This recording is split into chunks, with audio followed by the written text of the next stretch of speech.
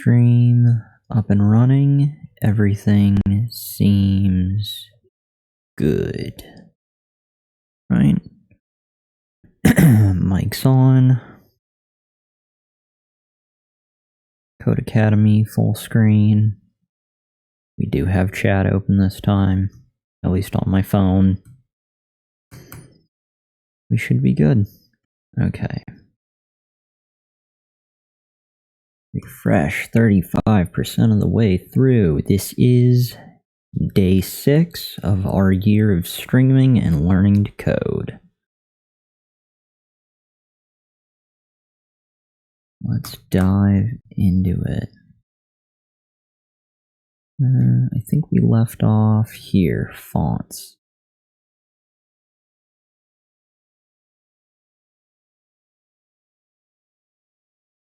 Let's see. Wow, 1 of 16. This is kind of a long... But that's alright. Okay, let's do this. Let's dive into it. Alright, we've got... Okay, colors are an important aspect of the user experience, UX, but an overview of UX is not complete without a focus on fonts. It's very likely that a lot of the important information a user will see on a web page will be in the form of text. Styling text to make web page content accessible and visually engaging creates a great experience for users. Cat, I swear to God. Thank you. Death. Damn rodent. Where do we leave off? I mean, like 40 seconds into the 6th day. It's all falling apart. Okay, styling text to make web page content accessible is visually engaging. I'm so lost. I'm totally blanking. Okay, it's the drugs. They're kicking in. Styling text to make web page content accessible and visually engaging creates a great experience for users. Good. In this lesson, we'll learn all about fonts and how to style their appearance with CSS. Let's begin. Shall we begin? Instructions. Take a look at the web page in the browser to the right. It showcases different types of fonts, all of different sizes and styles. In the following exercises, we'll learn how to manipulate fonts to create visually engaging web pages. Soccer, photos, fonts. Nice. Very good HTML stuff. All of our fun CSS. Nice. Okay. Holy God, little cat.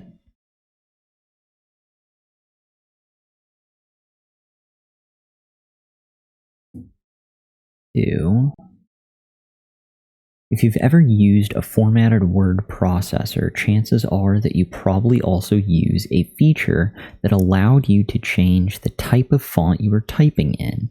The phrase type of font refers to the technical term typeface or font family. To change the typeface of text on your web page, you can use the font family property. H1 font family. Cool. In the example above, the font family for all main headings, or for all main heading elements, has been set to blah. Nice. When setting typefaces on a web page, keep the following points in mind. 1. The font specified in a style sheet must be installed on a user's computer in order for that font to display when a user visits the web page. We'll learn how to work around this issue in a later exercise. 2. You've probably noticed that we haven't been specifying a typeface in previous exercises of this course. How exactly does the browser know what typeface to use when displaying the web page? The default typeface for all HTML elements is Times New Roman. You may be familiar with this typeface if you've ever used a formatted word processor. Good practice to limit the number of typefaces you use on a web page to 2 or 3. When the name of typefaces consists of more than one word, it must be enclosed in double quotes. Otherwise, it won't be recognized like so. Oh. Huh. I always thought one set of quotes was just quotes. And I always thought a single one was just an apostrophe, but I guess it's how it's used. Anyways, I didn't realize the quote button counted as a double quote. Anywho. H1, font family, courier new. Instructions, little cat, thank you. Thank you. Please don't destroy everything. Freaking death. Cat. No. Jesus. Why, God? Why? Instructions. In Style CSS, change the font family of the main heading and subheading to Georgia. Change the font family of the main heading and subheading to Georgia. Okay. So font family.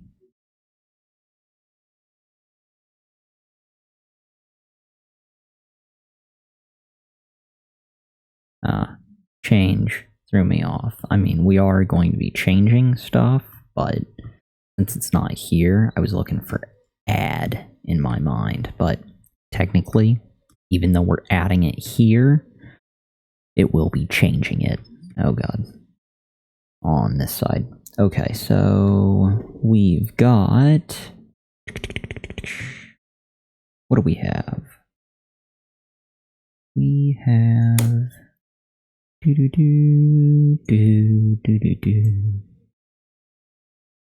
Font family.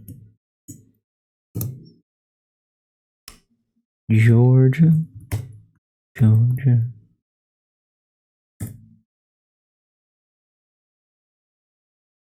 Copy.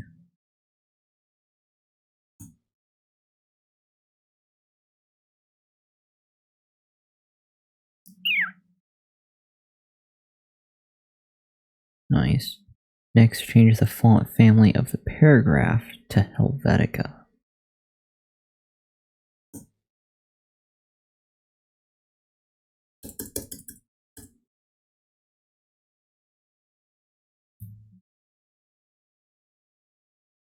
Helvetica. Wait. Did I spell that right? Yeah. Helvetica. Yes. Okay. Cool. No. Why? Paragraphs. Font family? No. Next, change the font family. Oh, it's because I didn't spell it correctly. Helvetica. That's how they spell it in Transylvania. There we go. Beautiful. Onward. The practice of typography has been around for centuries. Over time, typographers have refined their craft and have developed many different typefaces, which has allowed them in some cases to classify them as one of the following two types: serif fonts and sans serif fonts. Serif, the letters in these fonts have extra detail on the ends of each letter. Examples include fonts like Times New Roman and Georgia, among others. 2. Sans serif The letters in these fonts do not have extra detail on the ends of each letter. Instead, letters have straight, flat edges. Some examples include Arial or Helvetica. The majority of fonts that we'll study in this lesson will be either serif or sans serif fonts. Cool. Instructions. Notice the difference between the serif fonts and the sans serif fonts in the diagram to the right. When you're done, proceed to the next exercise. We've got serif. Oh god, why is that? It's a photo. Keep that in mind, kids. It's a photo. Can't highlight. Serif. Fonts have extra detail on the ends. The main strokes of the letters. These strokes are called serifs. I'm serif. Nice. Serif fonts are traditionally used in print designs as they have been considered easier to read in long paragraphs of text. Sans serif. Sans serif fonts lack those extra strokes on the ends of letters and have flat ends. This gives them a cleaner, more modern look. I'm sans serif. Webcam's blocking it. What do we got? Since screens have a lower resolution, Jesus, than print, sans serif can look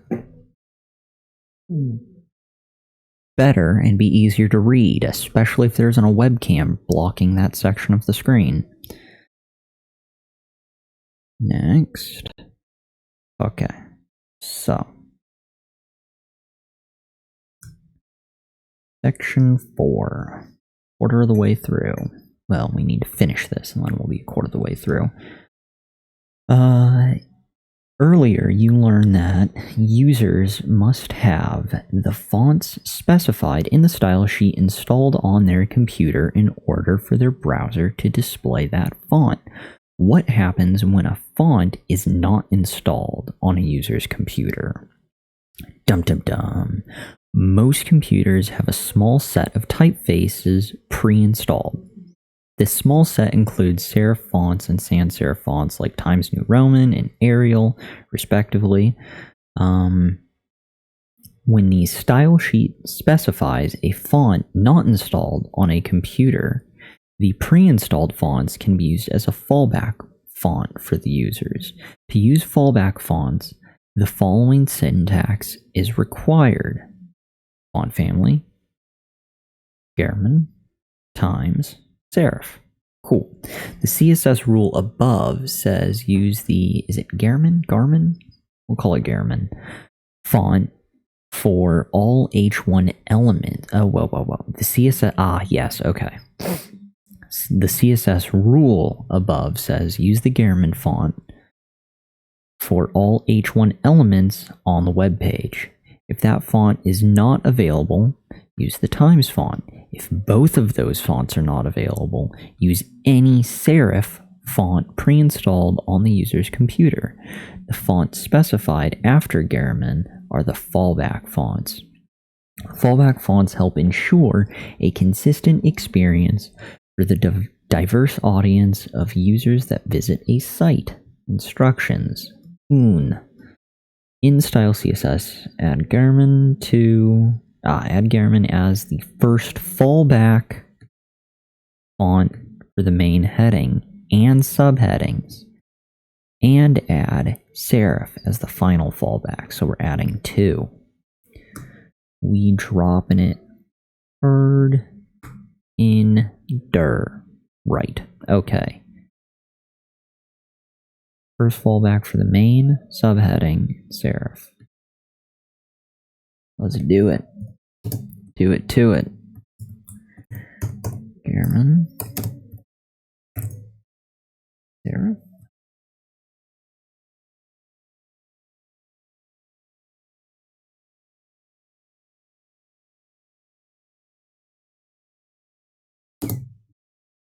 Whoa. All kinds of fun. Here we go. Run it. Nice. Stuck, get a hint. not stuck, but it'll be interesting to see. Hint, the first fallback font should be Gehrman, and the final fallback font should be serif, like so, blah, blah, blah, blah. Make sure to also use this set for the subheading. Yeah, okay. Which we already got. Okay, 2. Next, set the first fallback font of the paragraph to Arial, and set the final fallback font to... Hold the phone. Who's doing what now? What? Next, set the first fallback font of the paragraph to Arial. Set the final fallback to sans serif. Okay. This is for the paragraph. Arial. Sans serif. Beautiful. Executed. Jolly green checkbox. Next. Okay. Section 5. New fonts are constantly being developed because there are so many new fonts available. It would be unrealistic to expect users to have all of them installed on their computers. Fortunately, you don't have to predict which fonts are installed on a user's computer. Many, but not all, of the new fonts that emerge on a daily basis are being centralized in directories made available for public use. For example, Google offers Google Fonts, a directory of thousands of open source fonts that are free to use by anyone. To use these fonts, you can link to a specific Google font in your HTML code and use it immediately in your style sheet. Because the HTML files links directly to the Google fonts, a user's browser can display the typeface you specify. This avoids having to determine whether or not that font is installed on a user's computer. To use a Google font, you can use a link element just like you did for a CSS style sheet. Head, link, href, blah, blah, blah, blah, blah, type, text, /CSS, relationship, style sheet, end of head. Cool. In the example above, the h-reference is set to the following URL, which was retrieved from Google Fonts, fonts.googleapis.blah. The URL in the example above specifies the railway typeface from Google Fonts. You can use the new font just as you would use any other fonts. Okay, and we're good, and we're learning. Font family, blah, blah, blah. You now have access to thousands of new modern free-to-use fonts. Okay, cool. Multiple instructions. Nice. Enemy territory. One in index. Add a link to Google Font Roboto. Use the following URL. The 100 in the URL specifies an optional font weight for Roboto. Don't worry, you'll learn about font weight in this lesson. We're taking this, we're copying that,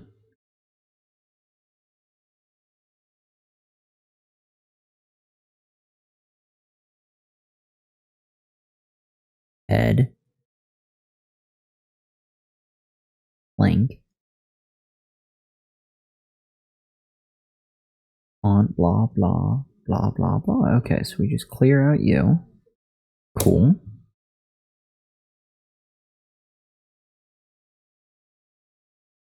Nice.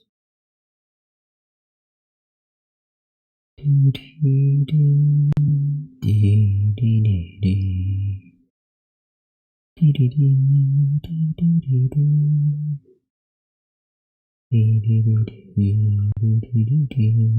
what's happening there? No? Am I blanking? I'm just totally tripping out right now. That is fine. Yeah. Roboto 100. Perfect. Run. Is there space? Note, there's no space. Run. That doesn't look fun. That does not look fun.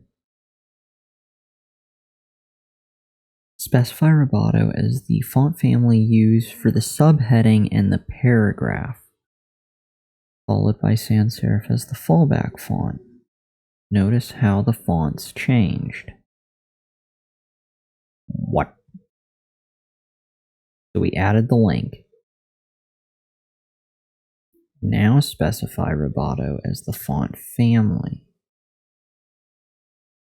Okay. So Roboto is the font family for the subheading and the paragraph, followed by sans serif. Subheading.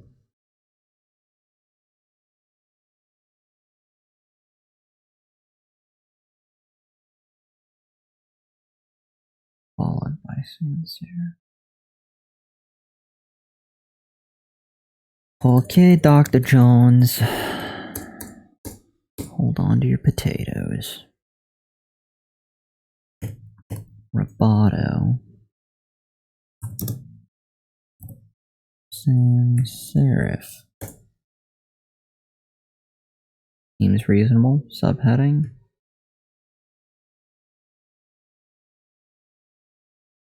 Paragraph.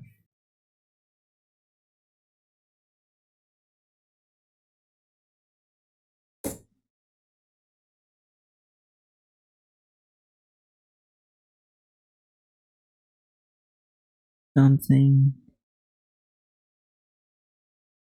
seems wrong. Why? Yeah, it got all ugly when we did index, so something's definitely up, guys.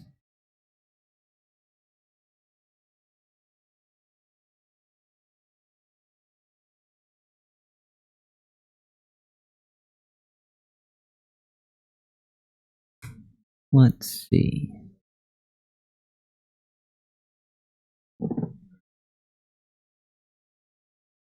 In index.html, add an additional link to Google Font Play Fair Display. Use the following.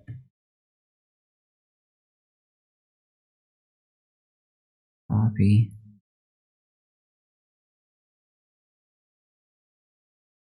The fallback. Okay. So first off, that's one link. Copy.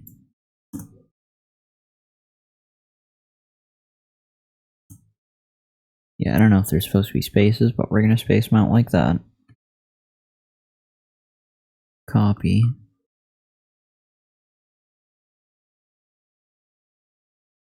Boom. I don't know if there's supposed to be a weight. Roboto's got 100, but they don't specify for the Playfair. Either way. Next, run. Check, check. Why? Why, God? Why did 4 get a check mark? Look at how terrible it looks. Don't care. Fixing it.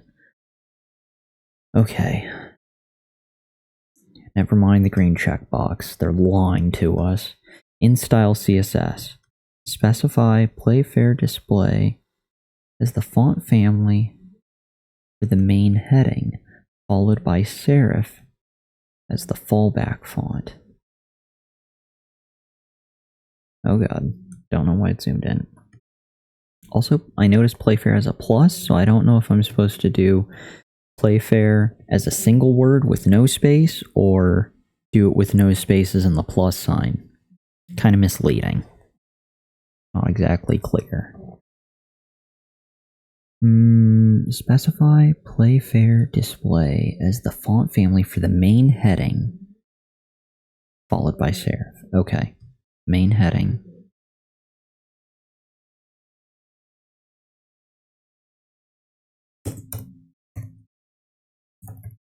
Playfair, we're gonna do plus.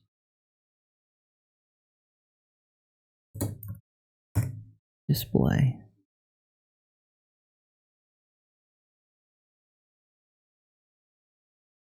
Still green.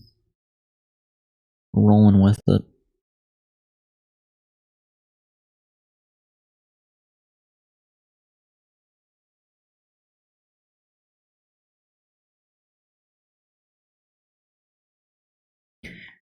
Changing the typeface isn't the only way to customize text.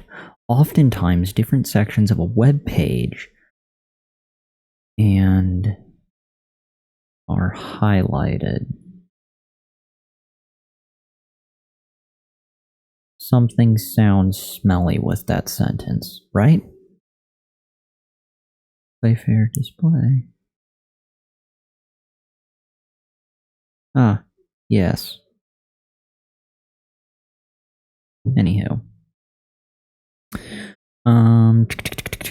Okay. Continuing on. Bright lights, shiny colors, easily distracted. Changing typeface isn't the only way to customize text. Oftentimes, different sections of a web page and are highlighted. The issues there. Oftentimes, different sections of a web page are highlighted by modifying the font size. To change the size of text on your web page, you can use the font size property. Cool.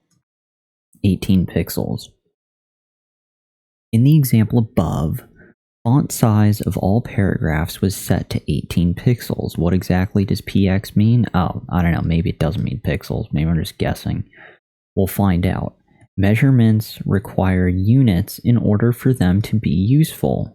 For example, kilograms for weight or miles for distance. Font size also requires a unit of measurement. In the next exercise, we'll explore in detail the units of measurement available for font size. In Style CSS, set the size of the paragraph to 20. Okay, it was pixels. We were right, crisis averted. 20 pixels. Okay, paragraph. Love it, love it.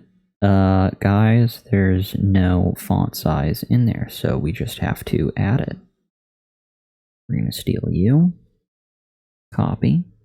They have it above line height, so we're gonna do the same thing.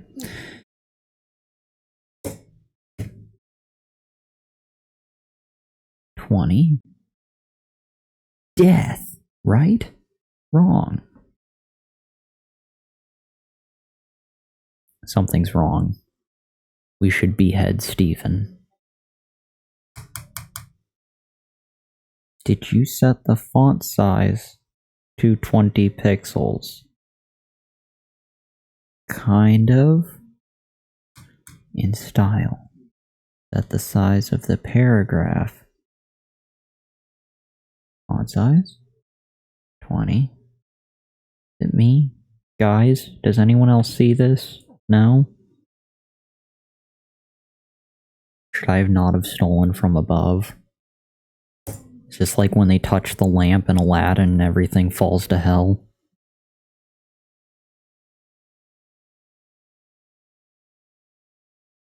Double red X's. Not good. Did you set the font size to 20?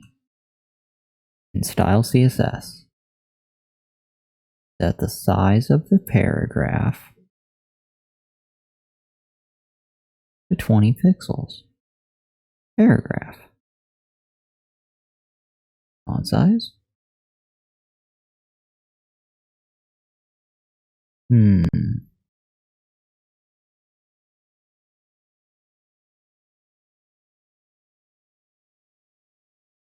There might be an issue.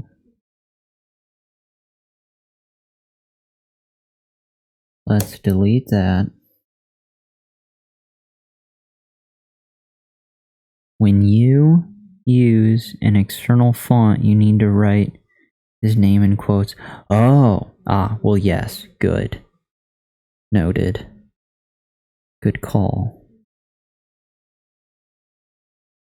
Good call. Okay. Death, but now I'm struggling with this damn pixel size.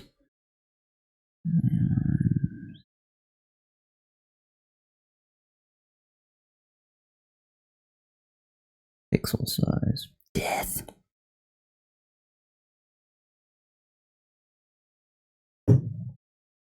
I can't tell if it's a bug. It should be fine. Font size worked okay up here.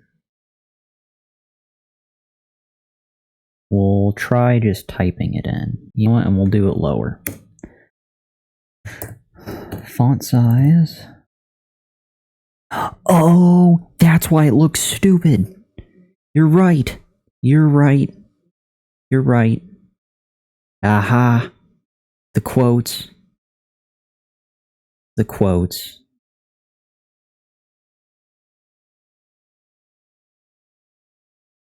It just clicked. It just clicked. You saved the day. Oh, God. You're so great. 20 points for Gryffindor. Good times. Okay, so I need to do the quotes, as he so kindly reminded. That way it doesn't look stupid. Now wait. Comma. Yeah, okay. So that's what you're saying. There's this. And this. And where else did we do? That's so strange. I wonder why they had green checkboxes then.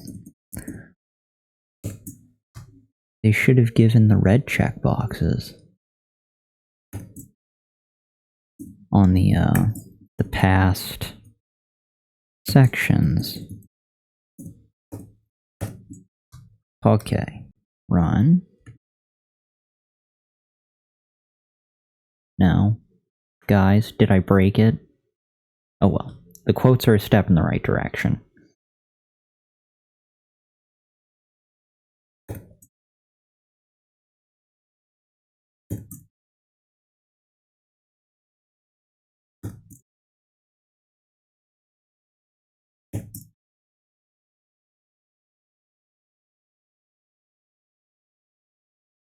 Having trouble, keep trying.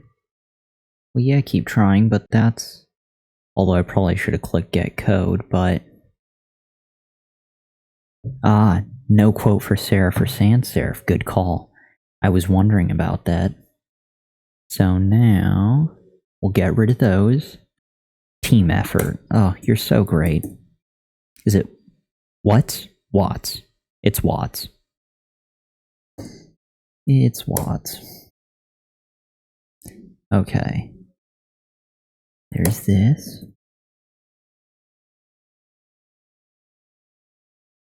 And I really should remember font size. We'll finish that out before I forget. EX. Semicolon. Sans. Okay. Alright. That seems mostly good. Font size, 32 pixels. Font size, 22 pixels. Set the size, font size, within the paragraph, over yonder, to 20, right? Nothing can be messed up there. So we're gonna run it. And it just doesn't like us. So I'm just gonna keep hitting run till it gives the get code option again. Maybe. Perhaps not. Having trouble, get code. What did they do? Font size 20px. Are you death? That's okay. Whatever. We had that. We had that in there. Run. Green checkbox. And at least everything looks back to normal. See? Now look at this. They got rid of the quotes. Those slimy bastards. Maybe it's just... Is it an HTML thing? Does it have the font names? No, that doesn't make sense. Even in the beginning of the instructions, they had the titles of the fonts in quotes. I'm going to move on to the next section, but I can see they've got the quotes here, but they don't have it there. We'll move on to 7. Okay, here we're in 7, and then we'll add quotes in the future ones. There was issues with page 6 of 16. Okay, so this is the Earth. There are 3 units of measurement for font size. 1. px represents the unit of pixels. The display of a computer monitor can be measured in pixels. A pixel is a small point on the display. How small? Most computer monitors have a resolution of 72 pixels per inch. So a pixel represents about a 1/72nd of an inch. Pixels are sometimes also referred to as points. Pixels are used to set the exact size of an element, in this case, text. Paragraph font size 18 pixels. 2. EMs. Pronounced just as it looks. Ems. An EM is equal to the width of the letter M. That's a weird unit of measurement. EMs are a relative unit of measurement. They change the size of the text to represent the parent element size of text. Font size 1.3 EMs? That's very strange. I don't even know what that compares to. EMs. They need to have pant sizes and EM size. Okay. 3. Percentage. Percentages are also a relative unit of measurement. The default size of text in web screen browsers is 16 pixels or 16px. When percentages are used, they set the size of the text relative to this default size. For example, setting the font size to 200% would be equivalent to setting it to 32 pixels. Okay. So the default percentage is roughly 16 pixels. So that's a handy pro tip for the future. Font size 150%. Noted. 12 pixel scale. Pixels H124. Wait. 12 pixel scale and 16.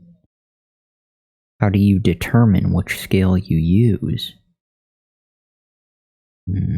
They'll probably cover that.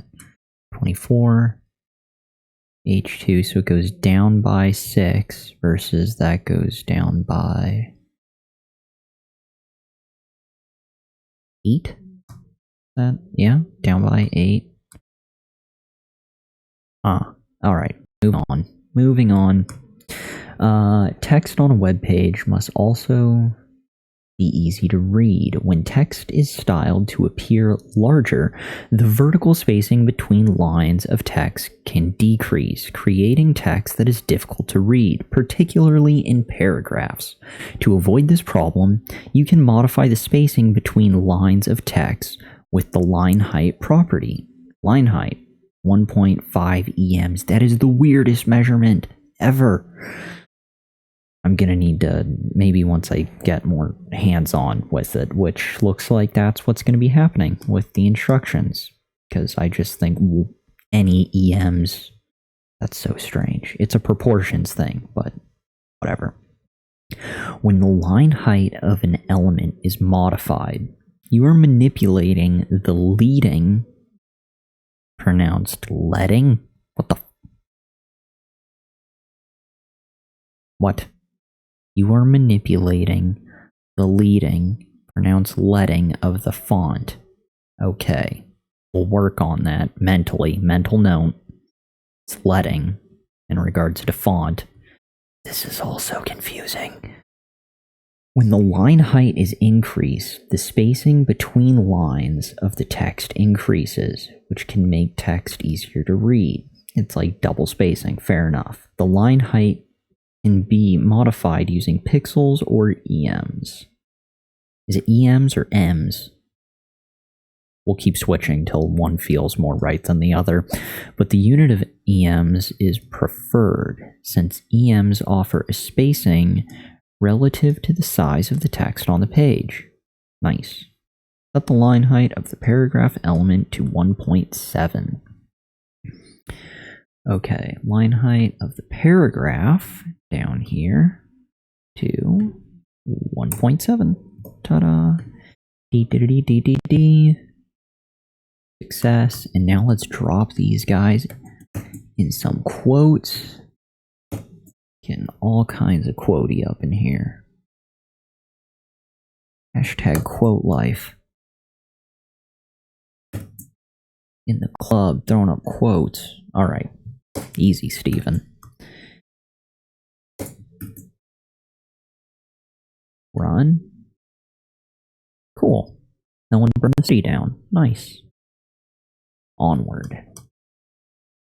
The diagram to the right helps illustrate exactly what terms letting, no, it's leading, but letting, and line height mean. When the line height property of an element is modified, the letting is increased, resulting in an increase of vertical spacing between the lines of text. The fastest cat, bottom of the line, letting, font size. And in total, it's the line height. So font size plus letting, which is above it, above the font, equals the line height. Duly noted.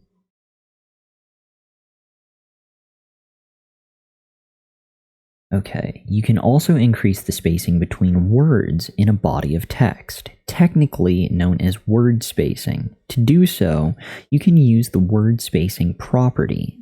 H1 word spacing, 0.3 ems, EMs, Ms, I don't know, a tough one.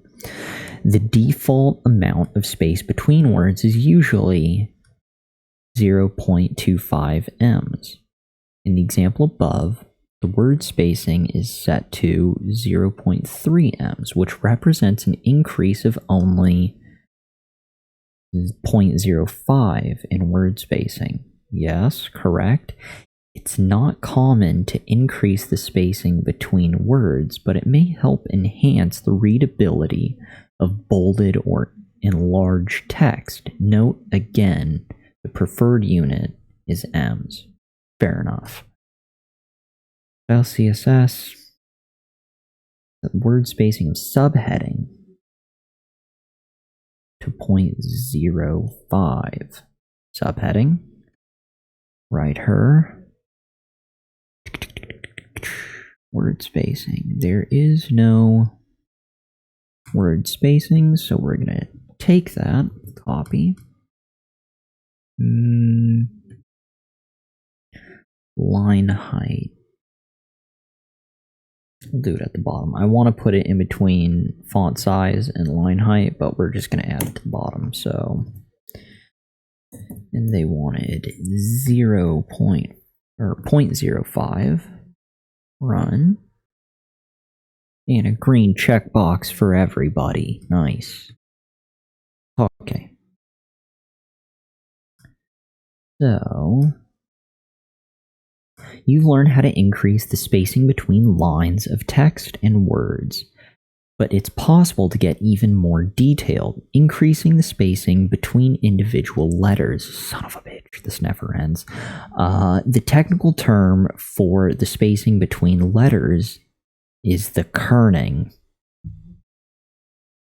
This is like going to be a vocab test at the end of this thing. The kerning can be adjusted with the letter spacing property in CSS.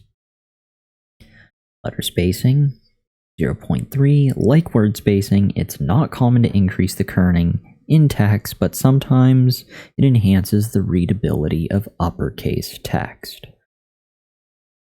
Set the letter spacing of the subheading to 0.02. Okay. Letter spacing. We're gonna steal it from over here again.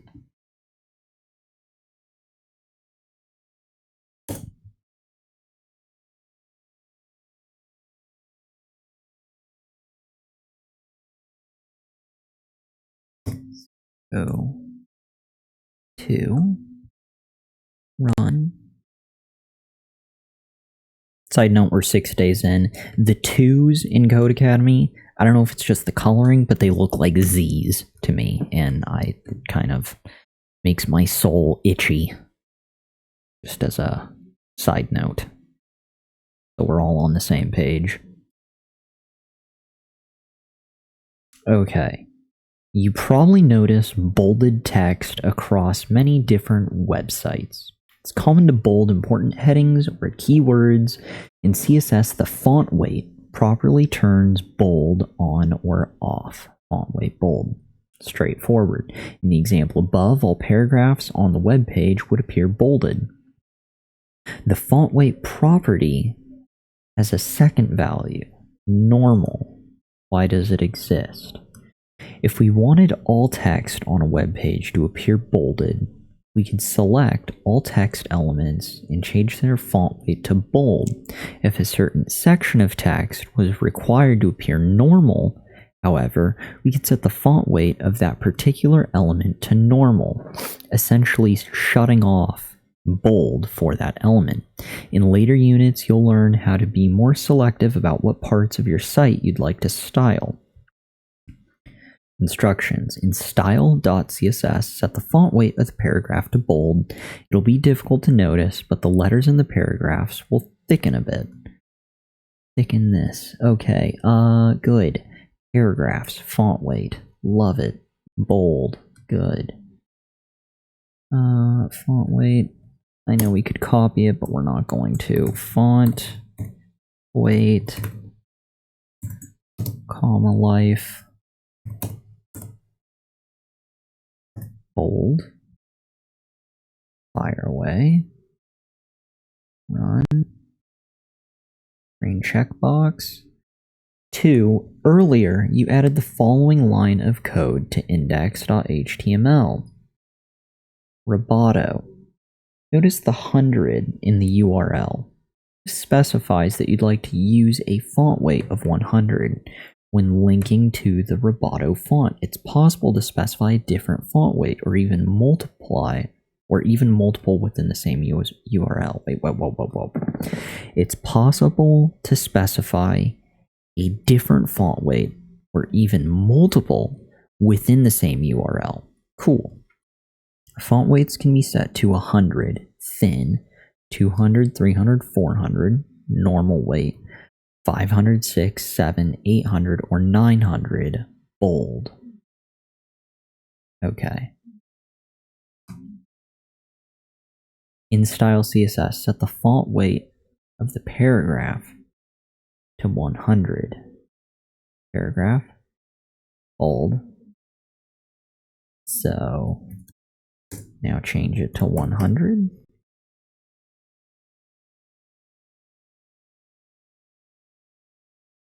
Cool. 13 of 16. We are nearing the end of this nightmare for day 6. You can also italicize words with the font style property. Font style, italic. The italic value causes text to appear in italics. The font style property also has a normal value for the same reason discussed in previous exercise. We came across this issue in one of the earlier sessions. I was trying to do bold and italics and found out that bold as part of the font weight versus italics was tied to font style, which is also why you could have a bold and italic text. So, yes, we did discover that earlier. Or ran into that roadblock earlier. Cool. So, what are we doing? Font style of the subheadings. So that's H2. Set it to italic. Font style. Is there a font style? There is no font style. We will add it. Copy. We'll do here. Run it. Ta-da! Look at that. Beautifully italicized. Next, 14 of 16. Text can also be styled to appear in either all uppercase or lowercase with the text transform property. Text transform uppercase. Whoa, hold on. Text can also be styled to appear in either all uppercase or lowercase with the text transform property. Interesting. The code in the example above formats all H1 elements to appear in uppercase, regardless of the case used for the heading within the HTML code. Alternatively, lowercase value could be used to format text in all lowercase. Since text can be directly typed in all uppercase or lowercase within an HTML file, what's the point of a CSS rule that allows you to format a letter case, or allows you to format letter case? Good question. Depending on the type of content a web page displays, it may make sense to always style a specific element in all uppercase or lowercase letters. For example, a website that reports breaking news may decide to format all H1 heading elements such that they always appear in all uppercase, as in the example above. It would also avoid uppercase text in the HTML file, which could make code difficult to read. Instructions.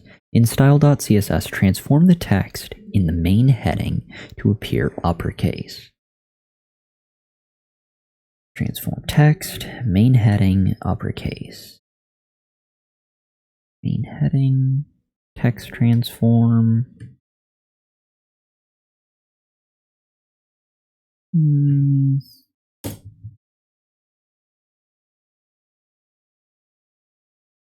You know what?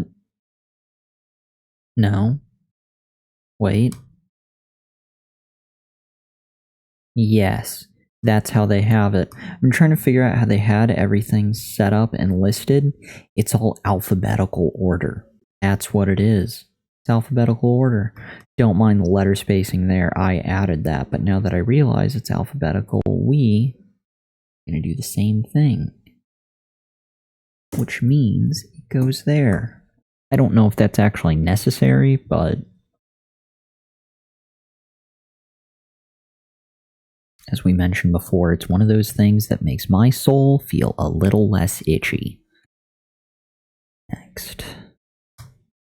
15 of 16. Nearing the light. No matter how much styling is applied to text, typeface, size, weight, etc., text always appears on the left side of the browser. Okay. No matter how much styling is applied to text, typeface, size, weight, etc., text always appears on the left side of the browser. Fine, so be it. To move or align text, we can use the text align property. Text align, blah. The text align property can be set to one of the following three values. Left aligns all text to the left-hand side of the browser. Center centers text. Right aligns text to the right-hand side of the browser. Shocking. Shocking. Later in the course, you'll learn exactly how the browser positions HTML elements by default, which will help you understand how the browser aligns text, since align is a relative term. For now, it's enough to know that text can be moved left, center, right side of the web page. Set text align property of the main heading so that it appears in the center. Okay. Set the text align property. Set the text align property of the main heading so it appears center. Cool. Totally blanked. Text align left, and we're changing it to center. There we go. Mine was tripping. There's people home and I can hear chattering, so it's throwing off my train of thought. Green check, done. 2. On the second thought, the heading looks better on the left. Reset the heading so that it is aligned to the left, of course. And Command Z.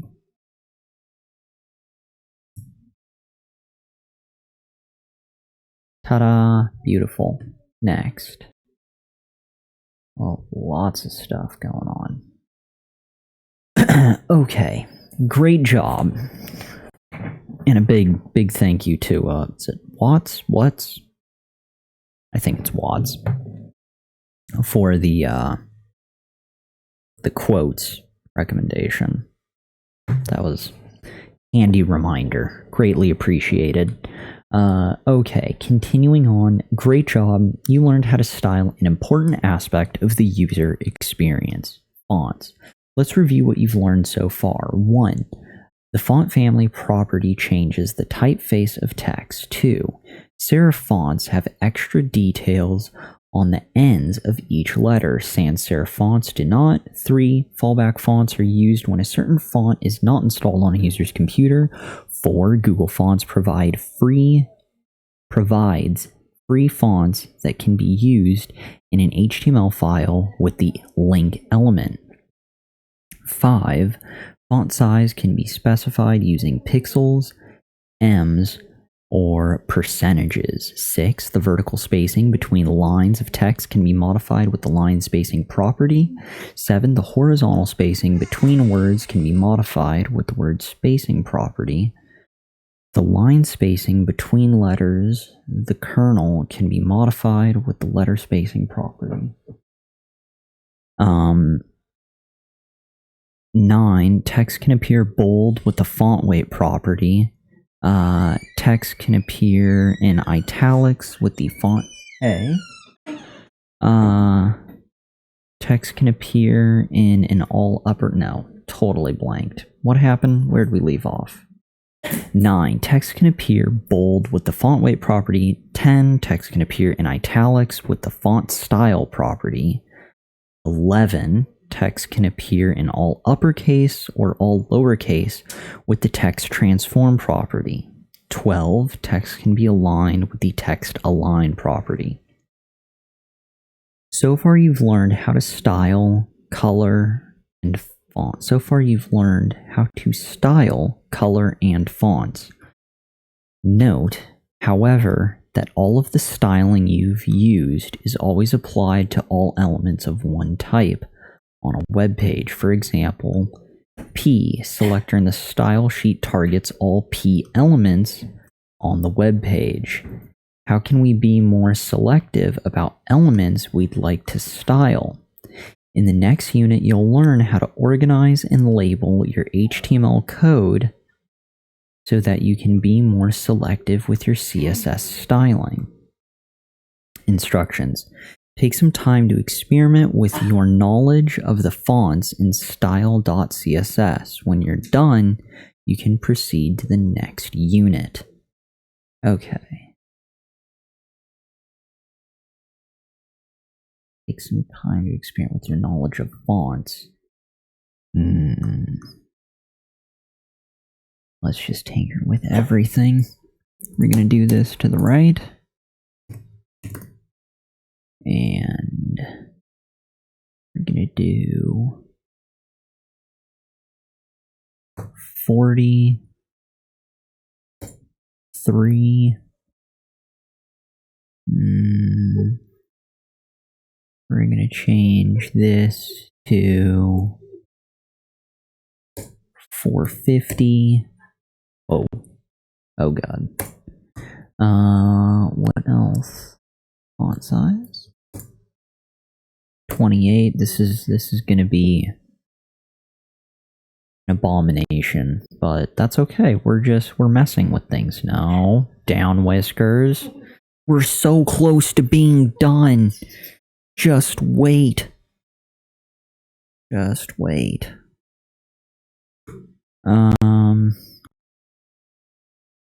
Yeah. Is that... We're just gonna leave it at that. We're good. We're done. We're done. No, down whiskers. Oh my god. I can't... The mic is blocking, and the cat is blocking the run. There we go. That's hideous. Very nice. Don't knock over the webcam. No. Jesus. Please go away, you monster. Jesus. Okay. No.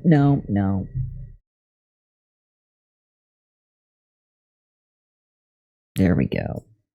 That's as good as that's gonna get. Okay. It ran. Everything's fine. The city didn't burn down. So that is basically it. Up next, classes, IDs, and divs. Learn about some of the most important techniques used to organize HTML code. Start lesson.